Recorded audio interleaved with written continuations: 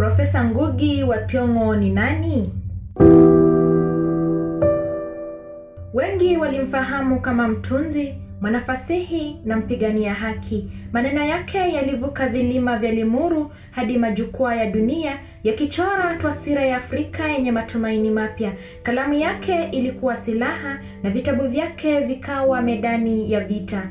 Ngugi alitumia neno kama ngao ya wanyonge na upanga dhidi ya mifumo kandamizi. Kila herufi aliyoandika ilikuwa mwamko, kila ukurasa alioandika ulikuwa na taswira ya kilio cha Afrika kinachotafuta sauti. Katika lugha ya mama aliiona uhuru, lakini katika fasihi aliiona kama ukombozi.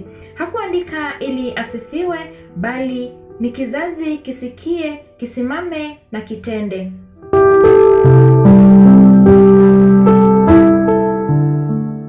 Karibu kwenye makala ya wasifu wake Profesa Ngugi Thiong'o, nami mwandalizi wako Yvonne Wangare.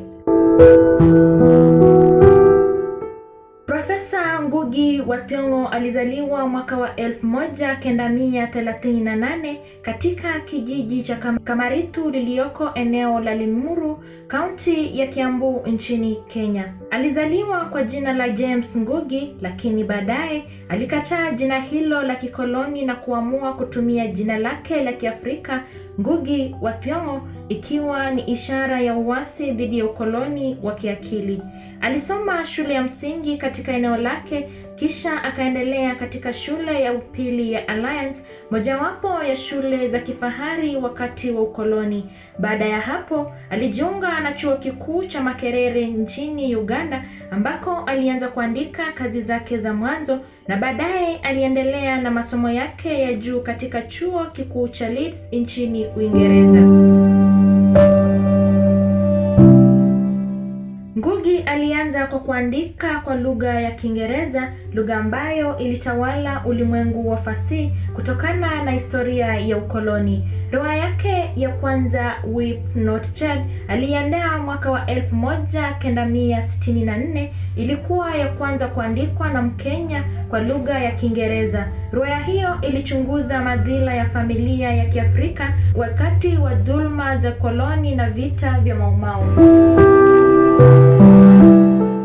Katika enzi ambayo wengi waliona Kiingereza kama daraja la maendeleo, Ngugi aligeuza mtazamo huo na kulitangaza jambo la kushangaza, ambapo lugha ya mkoloni si lazima iwe chombo cha ukombozi.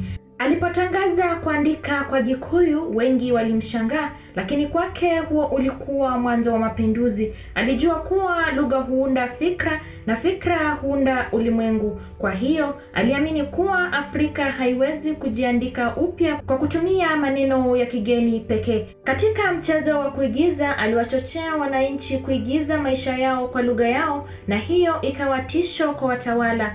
Lugha ikawa silaha ya ukombozi wa kitamaduni.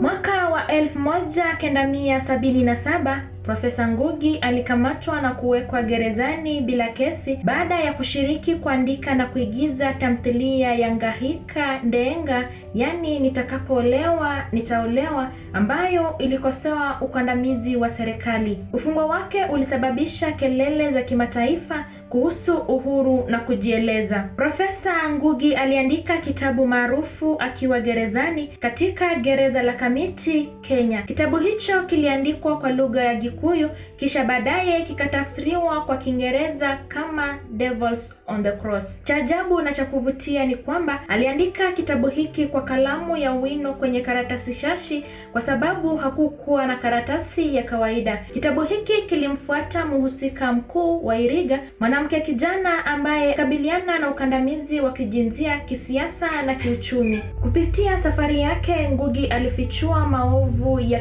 viongozi wa kifisadi, wawekezaji wa kigeni wanaonyonya rasilimali na jamii inayomkandamiza mnyonge. Baada ya kuachiliwa huru, alikumbana na vitisho na mateso ya kisiasa, na hatimaye alilazimika kuondoka Kenya na kuhamia Uingereza kisha Marekani kama makazi yake. Moja ya misimamo mikubwa ya Ngugi ni kupigania matumizi ya lugha za Kiafrika katika fasihi na elimu. Alisisitiza kuwa ukombozi wa Mwafrika hauwezi kufikiwa kikamilifu bila kurudia lugha na tamaduni zetu. Kwa sababu hiyo, amekuwa akiandika kazi yake nyingi kwa lugha ya Gikuyu, hata pia kwa lugha ya Kiswahili. Ngugi amepokea tuzo nyingi za kitaifa na kimataifa kwa mchango wake katika fasihi na harakati za kijamii. Amehudumu kama profesa katika vyuo vikuu mbalimbali vikiwemo Chuo Kikuu cha Nairobi, Chuo cha Leeds nchini Uingereza, miongoni mwa vyuo vikuu vinginevyo. Profesa Ngugi wa Thiong'o ni zaidi ya mwandishi, ni mkombozi wa kiakili, mpigania haki za binadamu na sauti ya bara la Afrika. Kazi zake zinabeba ujumbe mzito wa kupinga dhulma, kuhimiza utu na kuenzi lugha ya utamaduni wa Kiafrika. Anaamini kuwa fasihi ni daraja ya kuelekea ukombozi wa kweli wa Afrika, na si tu kisiasa bali kiutamaduni na kiakili. Taifa limepoteza pakubwa mtu ambaye mwenye wake itakuwa vigumu kuiziba. Acha Mwenyezi Mungu ailaze roho yake Profesa Ngugi Thiong'o pahali pema palipo na wema.